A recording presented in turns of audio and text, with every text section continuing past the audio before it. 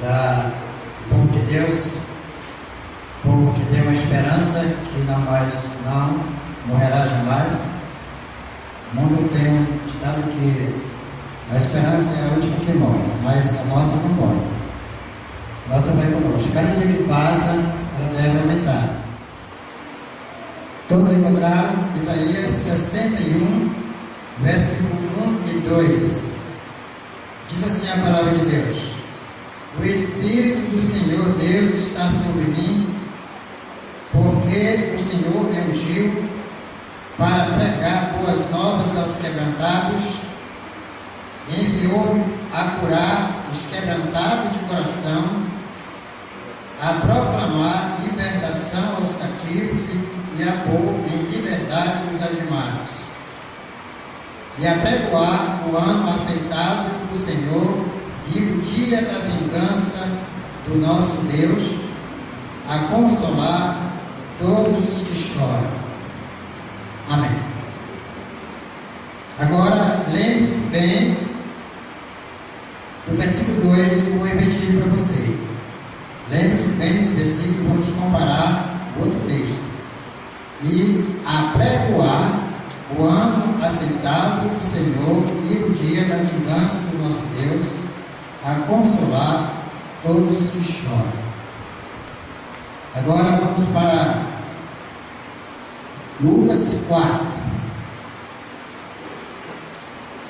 Lucas capítulo 4, começando no versículo 14. Lucas capítulo 4, começando no versículo 14 até o 21.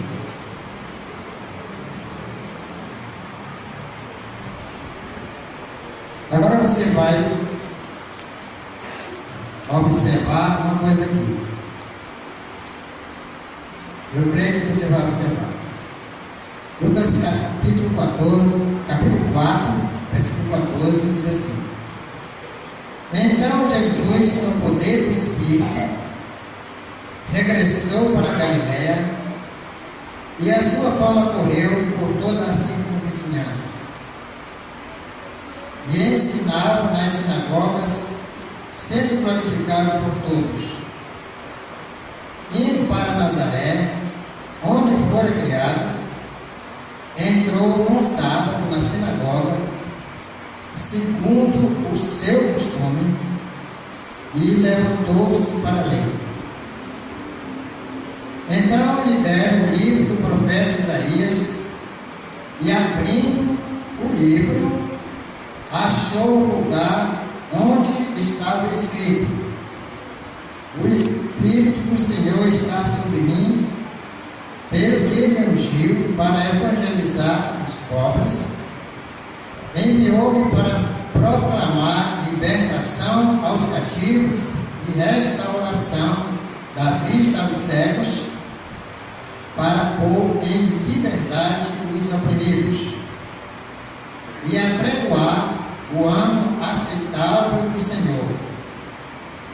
Tendo fechado o livro, devolveu-o ao assistente e sentou-se. E todos na sinagoga tinham os olhos fitos nele. Então passou Jesus a dizer-lhes: hoje se cumpriu a escritura que acabais de ouvir. Amém.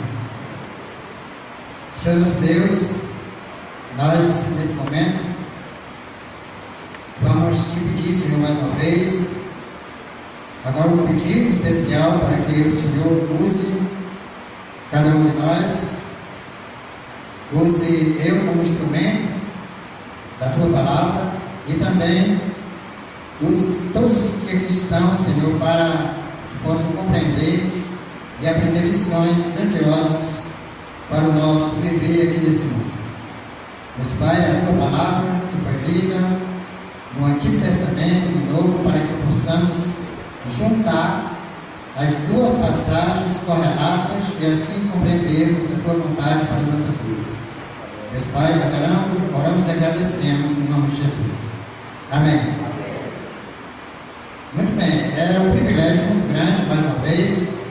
eu estar aqui para compartilhar com vocês esses textos da Palavra de Deus que o pastor que vinha hoje, foi imprevisto, não deu para vir, e as nossas vidas é assim, cheio de imprevistos, né? Mas nós já estamos acostumados. Aqui nesse mundo as coisas não acontecem às vezes da maneira que nós gostaríamos que acontecesse. Então eu estou aqui mais uma vez, é um grande privilégio Deus está me dando, você também, um grande privilégio de estar aqui nessa noite. Eu espero que você tenha vindo para aprender mais algo da Palavra de Deus, para que você possa viver uma vida para agradar o Senhor. Então nós temos aqui esses dois textos da Palavra de Deus que nós vamos desenvolver aqui nesses momentos que nós vamos passar. Momentos preciosos que eu gostaria de pedir que você aproveitasse. Você aproveitasse cada momento que você está aqui para tirar conclusões do que você vai ouvir desses dois textos da Palavra de Deus. No segundo texto que nós lemos, Jesus estava vindo, né? Se você olhar o contexto, você vai perceber que Jesus estava vindo de uma batalha espiritual que durou 40 dias e 40 noites, sendo tentado por Satanás. Então ele saiu do convívio de seus pais, quando foi batizado. Então ele começou a se aproximar os dias do seu ministério em prol da salvação dos perdidos. Então ele tinha sido levado para o deserto e lá ele permaneceu 40 dias e 40 noites sendo tentado por Satanás. O contexto acima você já deve ter examinado, então você está bem familiarizado. Agora Jesus volta quando terminou a batalha, os 40 dias e 40 noites. Ele se identificou. Aquela batalha ali foi uma identificação do Senhor Jesus com os seres humanos, né? Ele era Deus em essência, mas também era humano, perfeitamente humano. Então, quando ele foi levado para ser tentado, quando ele permaneceu aqui, né, enfrentando no deserto as artimanhas de Satanás, então ele quis passar para nós o seguinte: que na nossa vida cristã, por mais espirituais que nós sejamos, nós haveremos de enfrentar esse maldito tentador. Ele não vai deixar por menos de lançar os seus ataques sobre o povo de Deus. Então, ao cumprir aqueles dias, Jesus volta para Nazaré, a sua cidade natal, aonde ele foi criado. Então, o texto diz que ele entrou no sábado na sinagoga. Primeiramente, nós vamos fazer aqui uma panorâmica rapidinho sobre o que significava uma sinagoga naquele tempo. Em 605 antes de Cristo, quando o reino do norte, que eram as 10 tribos governadas pelo filho do rei Salomão, do rei Roboão, o reino estava servindo a Deus parcialmente. Eles iam ao templo, um templo muito bonito,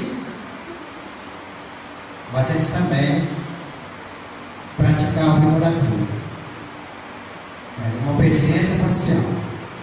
Isso parece não, que é comum, não é? É coerente com a natureza humana. Então Deus enviou profetas para advertir o povo daquela situação, que Deus não divide a sua glória com ninguém. Mas o povo, apesar de ter tido muitos reis tementes a Deus, que fizeram muitas reformas, como o rei Ezequias, o rei Joás, o rei Asa, o rei Ezequias, e teve uns 4 ou 5 reis que fizeram grandes coisas, fizeram reformas e incentivaram o povo, mas o povo nunca obedeceu a Deus como devia. E aí, em 605 a.C., Deus usou o exército poderoso babilônico comandado pelo rei Nabucodonosor e levou as 10 tribos do norte cativas. E levou a maioria dos judeus, e levou as maiores riquezas, destruiu o templo por causa da desobediência, por causa da obediência parcial. Tá, gente? Prestando bem atenção. Obediência parcial também é desobediência. Nós vamos de Deus. Deus não está satisfeito quando eu obedeço em algumas coisas e outras não. Deus puniu o seu povo. Quando o rei Ciro, muitos anos depois, libertou o povo de volta, então o povo estava sem templo.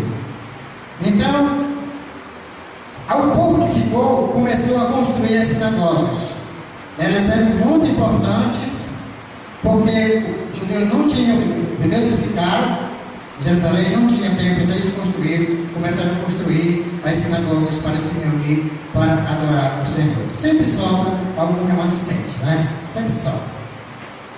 Tomara que aqui nós sejamos todos remanescentes de Cristo, tá? Que obedeçamos, tenhamos tomado a atitude de servir com inteireza de coração. Então, quando Jesus assumiu o seu ministério, então as sinagogas estavam existindo, mesmo depois que o povo voltou da punição de Deus. As sinagogas continuaram a existir. Bastava ter 10 famílias judias, era-lhes de direito levantar uma sinagoga. Então elas eram muito importantes. Agora, nas sinagogas existia um mestre e um atendente. O atendente ficava com um rolo de pergaminho, ou o Pentateuco, que era os 5 livros de Moisés, que era desenvolvido na sinagoga, as leituras, e ensinada por um mestre. Quando iniciava o culto, o mestre tinha a autoridade de convidar um visitante para pregar e ensinar a palavra de Deus. Jesus então entra na sinagoga como de costume. Note uma coisa aqui. Deixa eu fazer alguma aplicação aqui para você. Você está aqui hoje por uma obrigação ou por uma devoção? Uma devoção de adorar, de louvar, de querer aprender, de querer se aproximar mais de Deus, de querer ter uma intimidade bem próxima com Jesus, como o João tinha, chegava bem pertinho e se recostava no peito de Jesus. Ou você vem aqui por uma obrigação?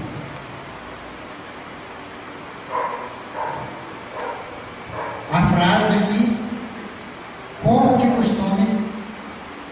ensina para nós aqui uma coisa muito importante.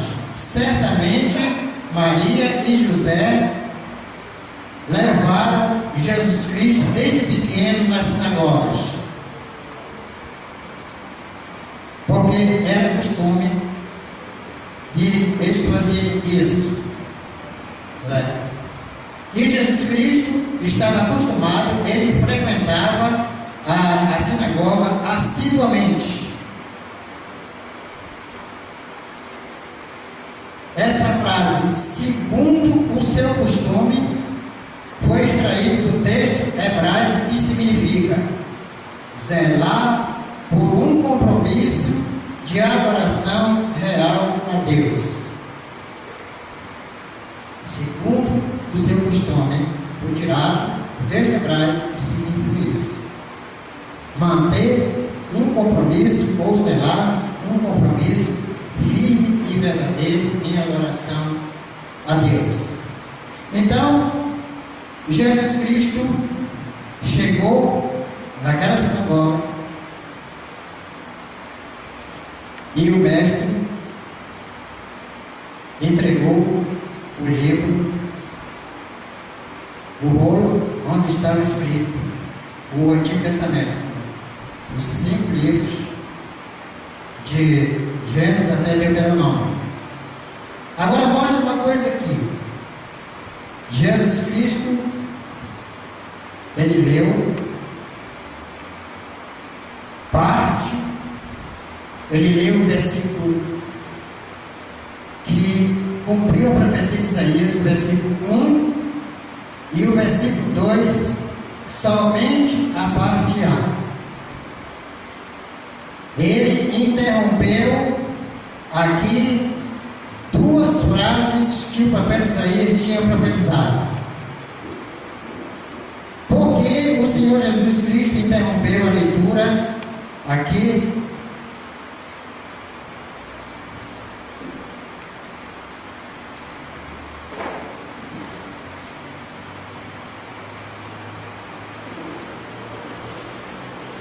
Eu disse que você prestasse bem atenção no versículo 2.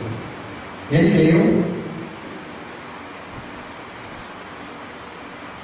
o Espírito do Senhor está sobre mim, pelo que me ungiu para evangelizar os pobres, enviou-me para proclamar libertação aos cativos, restauração da vista aos cegos, para pôr em liberdade os oprimidos e apregoar o ano aceitável do Senhor. Ele omitiu, Jesus interrompeu a leitura aqui.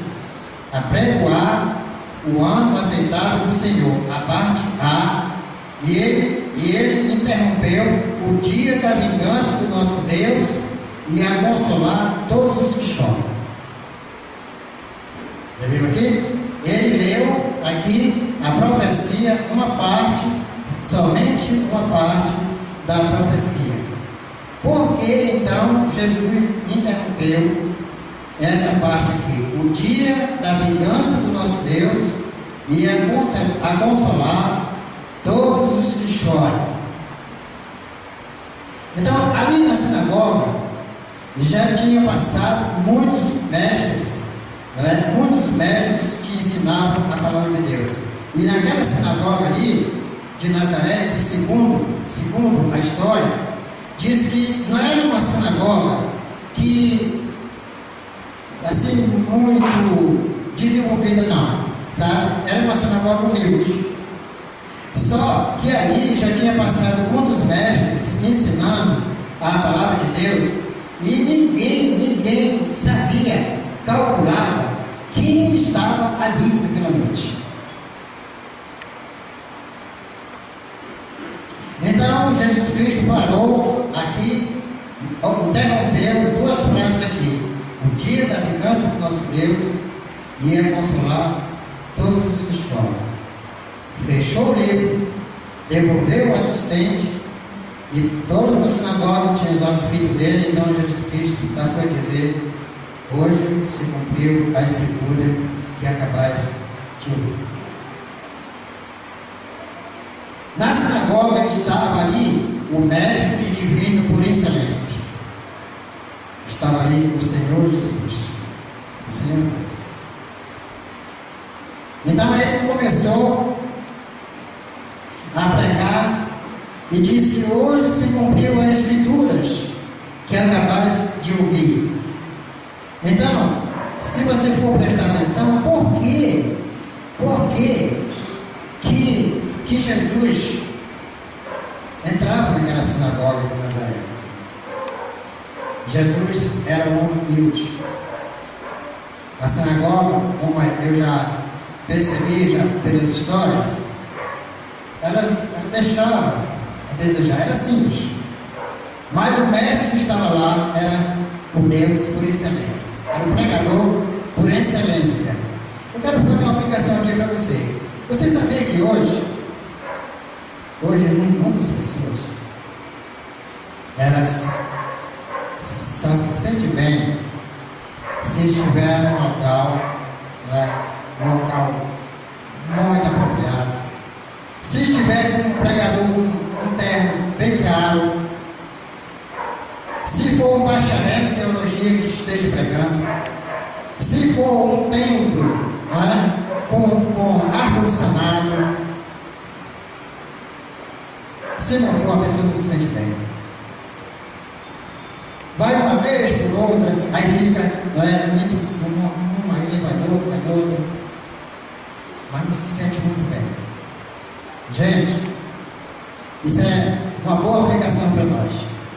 Jesus Cristo estava ali, como de costume, como eu falei, a frase segundo o seu costume mostra duas coisas: que ele foi criado assiduamente frequentando a sinagoga, e a frase que foi tirada do hebraico significa ter um compromisso em participar das coisas de Deus. Isso é uma exortação para nós. Olha, você vem aqui algumas vezes. Mais uma vez eu pergunto: por que você não vem aqui somente por causa do pregador? Tá? Não vá no local somente porque o templo é sofisticado, é o templo rico, tem um pregador de estirpe, tem um pregador de renome. Não venha aqui por isso. Seja assíduo, tenha o costume de congregar, como diz a palavra de Deus. Tenha um compromisso verdadeiro de participar das coisas de Deus. Procure aproveitar esses momentos em adoração, em reverência, com sede de chegar mais perto de Deus. Esse deve ser o nosso propósito, e não apenas somente pelo pregador. Às vezes nós deixamos a desejar na presença de Deus, porque o que importa não é o pregador, o que importa é o adorado. Tem o adorador e o adorado. Ali na sinagoga de Nazaré estava o mestre por excelência, estava o Senhor Deus, o Senhor Jesus, que tinha vencido Satanás naquela batalha e estava voltando ali para iniciar o seu ministério. Agora note uma coisa aqui, vamos examinar aqui direitinho no versículo 18, que tem umas coisas aqui muito importantes para nós. Voltando ao texto, já sabemos que Jesus resumiu duas frases lá do profeta Isaías. Por que ele resumiu? A vingança do nosso Deus ia consolar todos os que choram. Ele veio para evangelizar os pobres. Em primeiro lugar, ele colocou os pobres. Deixa eu falar um pouquinho para você o que significa os pobres aqui que ele falou. Então ele começou dizendo: Jesus, o Deus homem, não é? Ele disse: Espírito do Senhor me ungiu. Jesus, o Deus homem, foi ungido, capacitado, preparado para trazer tudo que a alma do ser humano perdido precisa. Ele disse: o Espírito do Senhor me ungiu. Então Jesus estava preparadíssimo, ungido, com a excelência, com a autoridade, trazendo o recurso, trazendo tudo que o pecador que se arrepende precisa.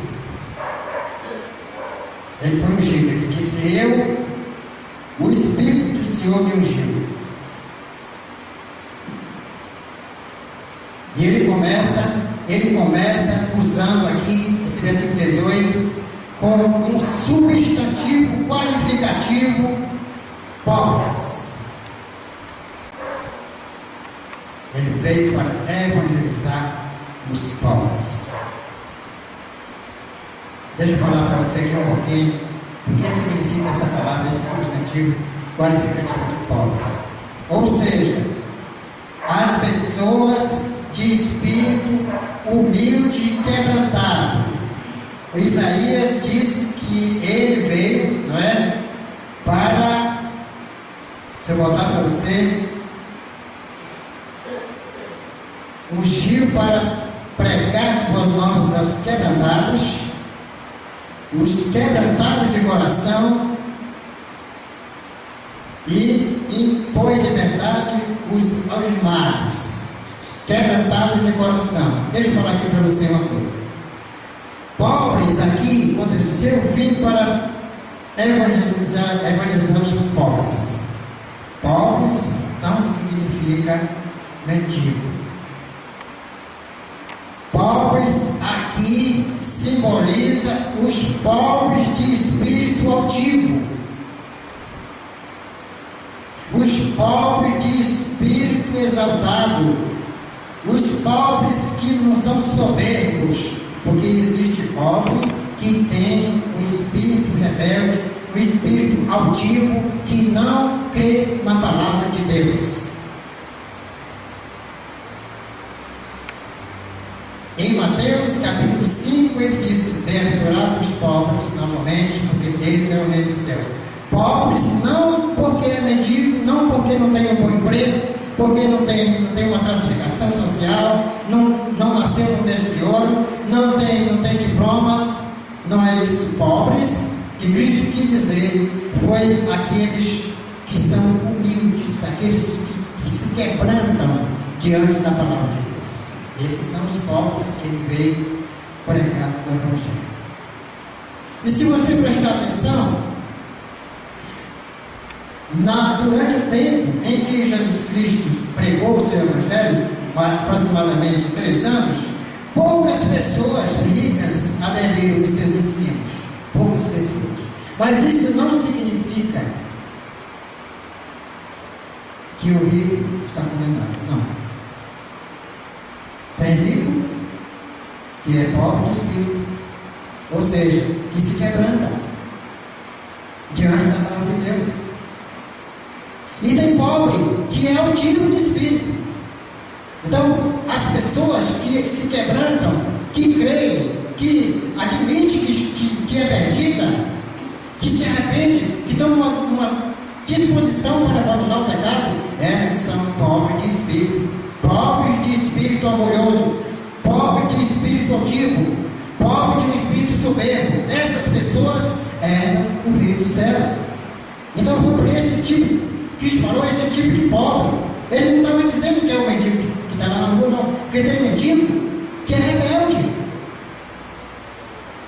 Olha, eu já vi muitas vezes pessoas de morrer, pessoas com deficiência, pedindo esmola. E quando a pessoa não dá, ele sai espraguejando, desejando tudo quanto é palavrão, jogando tudo quanto é maldição em cima da pessoa, porque não deu. Porque não deu uma moeda, não deu ajuda. Esse pobre aí, não é esse pobre daqui. Se ele está dizendo pobre, os humildes de espírito altivo. Espírito altivo, espírito orgulhoso, espírito rebelde, espírito rebelado, espírito obstinado, não aceita a palavra de Deus. Por isso que ele começou dizendo: eu vim para evangelizar os pobres. Pobres, pessoas pobres de espírito rebelde, pobre de espírito altivo, pobre de espírito orgulhoso. Olha, dificilmente uma pessoa que tem espírito altivo, ele se rende diante da palavra de Deus. Ele tem as suas próprias cogitações, tem as suas tradições, os seus costumes, mas ele não é pobre de espírito, ele não está encaixado aqui. Os pobres. A primeira classe que ele veio evangelizar os pobres, aqueles que se humilham, se quebrando diante do Senhor. Veio para proclamar a libertação aos cativos.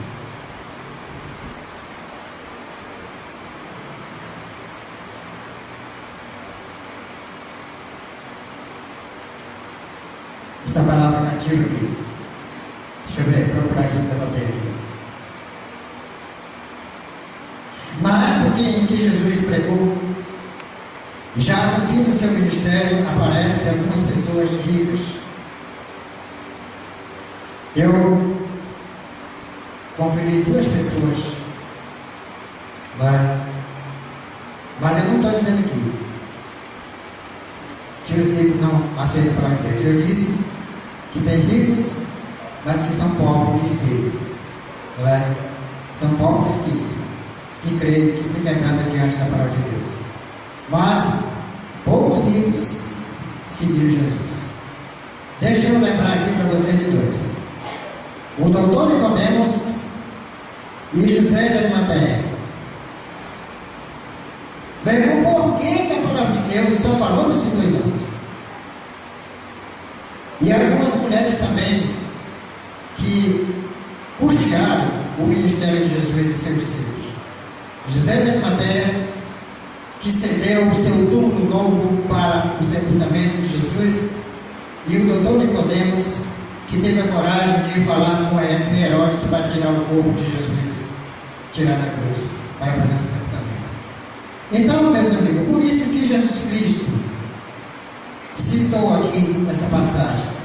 Em primeiro lugar, os pobres, os humildes, os quebrantados de coração, mas os ricos também pode. Se eles não tiverem o espírito altivo e se quebrantar o seu coração, eles podem também alcançar a salvação. Agora aqui, os cativos, ele prossegue dizendo aqui, ele veio também para libertar os cativos. Libertação aos cativos. Eu notei aqui, cativos, tinha aqui 3 espécies de pessoas cativas aqui. Cativas pelo pecado e por Satanás. Ele veio para proclamar a libertação dos cativos. Então, cativos pelo pecado e cativos por Satanás. A palavra de Deus enfatiza isso aqui. Deixa eu ver outra classe de gente aqui. Cativos também pelo governo romano e pelo pecado e por Satanás. Lembra que os judeus esperavam um rei que viesse libertar eles, viesse acabar com o reino de Herodes, tomar o trono de Herodes e libertar eles do domínio de Roma. Eles viviam cativos pelos impostos altos do governo romano. Então Cristo veio para proclamar a libertação aos cativos. Cativos do governo de Roma, cativos pelo pecado e também por Satanás. Ele veio também para restaurar vista aos cegos. Vista aos cegos. Aqui tem 2 aspectos aqui que eu vou mostrar para você. Abra sua Bíblia em João 9, versículo 40 e 41, leia para nós. João capítulo 9.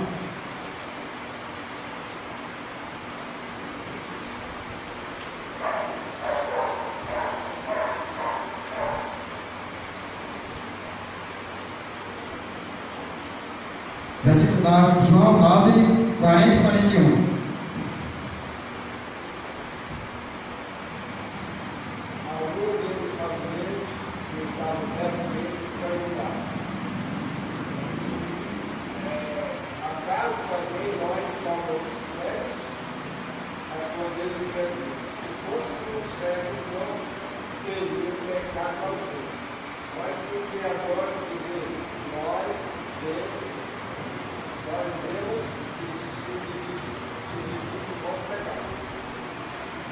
Alguns fariseus perguntaram para Jesus: acaso também nós somos cegos? Respondeu Jesus: se fosse cegos, não terias pecado algum. Mas porque agora dizeis: nós vemos, subsiste o nosso pecado. Note aqui as duas classes de gente que Jesus veio e disse que veio para proclamar para a restauração da vista aos cegos. Aqui tem duas classes de cegos: os cegos espirituais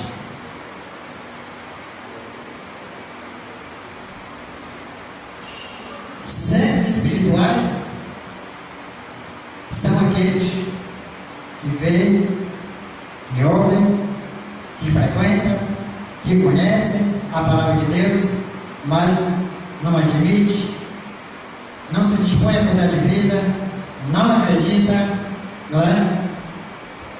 O espírito de altivez continua na pessoa. Esse aqui não são os pobres que Cristo veio evangelizar, como ele falou. Cegos espirituais, aqui está um grupo de cegos espirituais que não gostaram da resposta de Jesus. Eles disseram: por acaso o Senhor está falando que nós somos cegos? Jesus disse: se vocês fossem cegos, vocês não teriam pecado nenhum. Mas como você disse que vocês veem, o vosso pecado permanece. Isso acontece, irmão, isso aqui acontece com todas aquelas pessoas que estão muitas vezes dentro dos templos, estão nas ruas ouvindo a palavra de Deus, estão lendo a palavra de Deus, mas elas nunca se arrependem dos seus pecados, nunca tomam uma atitude de mudar de vida, nunca tomam o pecado de adorar a Deus, né? Quando vem, muitas vezes vem ao culto, mas não aproveitam os momentos, os preciosos momentos do culto para adoração e aprender da palavra de Deus. Esses que são os cegos espirituais estão no pior cego que existe. Mas existe também os cegos em que Jesus veio, né, para pregar e para libertar, para restaurar a vista deles, como ele falou. Mas Jesus pregou para muita gente. Muita gente viu, ouviu, mas não quiseram crer em Jesus. E ele foi muito enfático quando ele afirmou: Jesus pregava para multidões. E aqui, quando ele foi abordado aqui com aquela pergunta daqueles fariseus, ele disse: olha, ele enfatizou uma frase: o vosso pecado permanece. Meu irmão, quanto mais você conhecer a palavra de Deus, quanto mais você ouvir, mais o compromisso de obedecer você devia exercitar na sua vida. Porque com Jesus aconteceu essa situação aqui. Dois tipos, duas classes: cegos espirituais, viam, ouviam e não se arrependiam, e cegos de nascença, muitos cegos Jesus curou. E Jesus enfatizou essa frase aqui: vosso pecado permanece. Olha, a situação de muitos hoje é exatamente essa. Por que o pecado permanece? Porque eles estão como cegos espirituais. Não, essa situação aqui é desastrosa, é muito desastrosa para as pessoas que estão ouvindo a palavra de Deus, as pessoas que conhecem a palavra de Deus, mas nunca se arrependem, nunca tomam uma atitude. Essas pessoas não têm o espírito humilde. Essas pessoas não são pobres de espírito. Pobre de espírito é essa que eu já falei. Liberdade aos oprimidos. No final do versículo 18 aqui, ele diz: e para pôr em liberdade os oprimidos. Esse tipo aqui de oprimidos são gente oprimidas, que são levadas diariamente, sem nenhuma resistência mais, para praticar atitudes demoníacas, atitudes maléficas. Elas não têm nenhuma resistência mais, elas estão oprimidas pelo vício, pelas drogas, pelas maledicências, pelas armas, com tudo quanto é sorte de maldade. Essas pessoas aqui, Jesus veio também para libertar os oprimidos.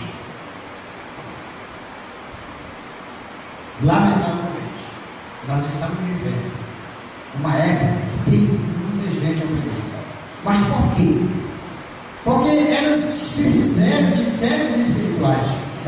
Muitas pessoas já dizem que foram até crentes e estão sendo levadas por essas ações demoníacas que não tem mais resistência nenhuma, praticam ações totalmente dominadas por Satanás. Essas pessoas não têm mais a não ser ter a misericórdia do Senhor Jesus Cristo, por bebidas, por drogas e por tantas outras coisas.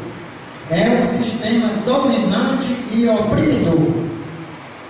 Sistema dominante e oprimidor que nós estamos vivendo nesse mundo.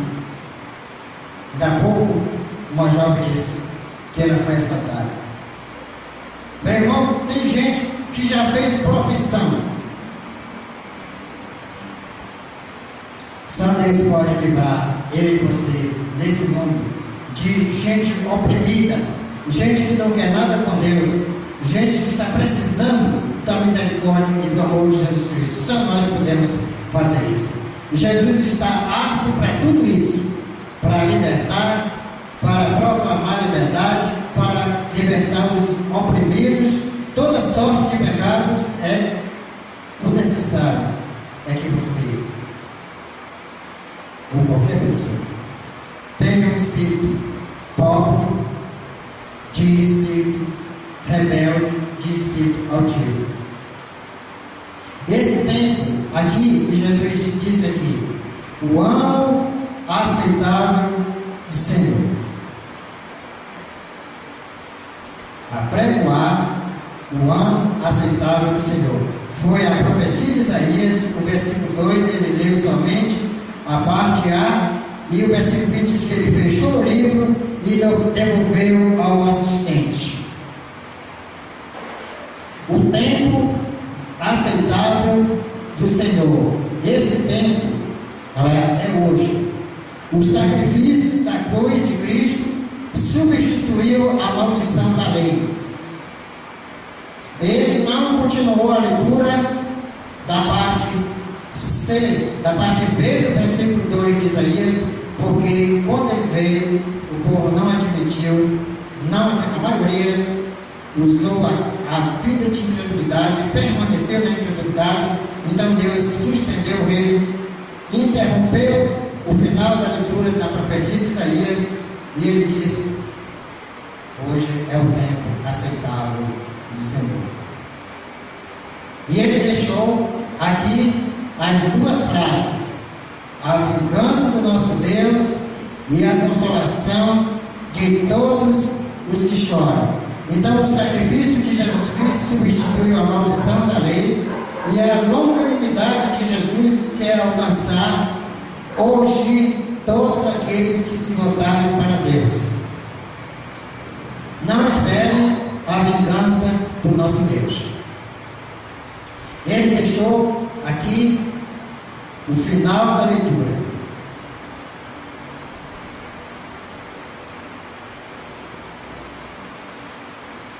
Para quando ele deixou? Para a gente encerrar. Apregoar o ano aceitável do Senhor e o dia da vingança do nosso Deus, e a consolar todos os que choram. Eu pergunto para você: não espere a vingança do nosso Deus. A vingança do nosso Deus e o consolo de todos os que choram foi adiado por Jesus. Para quando? A vingança do nosso Deus e a consolar todos os que choram foi adiado para quando? O resto da profecia. Para a sua segunda vinda. A sua segunda vinda vai haver uma mortandade tão grande na terra. O dia da vingança do nosso Deus. e a consolar todos os que choram. E Ezequiel diz que vai haver um clamor no fim da tribulação em toda a terra, pela volta de Jesus Cristo.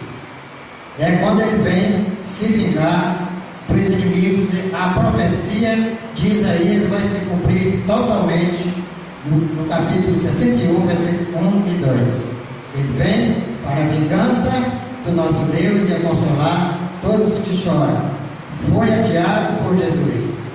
Hoje, fuja hoje daquela vingança de Deus, que Deus adiou. Como é que nós vamos fugir da vingança do nosso Deus hoje? Como é? Como é que você tem levado a sua vida? Você está preparado? Ora, os sinais que Jesus Cristo prometeu, pode conferir na grandeza um por um. Não falta mais sinal. Então Jesus está preparando agora os últimos filhos seus para formar a igreja, para que ele comece a vingança dele dos céus para a terra. Fuja do dia da vingança do nosso Deus, aceite-o e seja um bem-aventurado. Então aqui está, meus irmãos, a profecia de Isaías e o cumprimento dela por Jesus o Nazareno, lá em Nazaré. Eu quero perguntar para você tem certeza que você faz parte do reino de Deus? Eu tenho certeza. Se você não tem, aceite a mensagem de Jesus Cristo nessa noite e fuja da sua ira e seja uma pessoa bem-aventurada e feliz. Que Deus nos abençoe.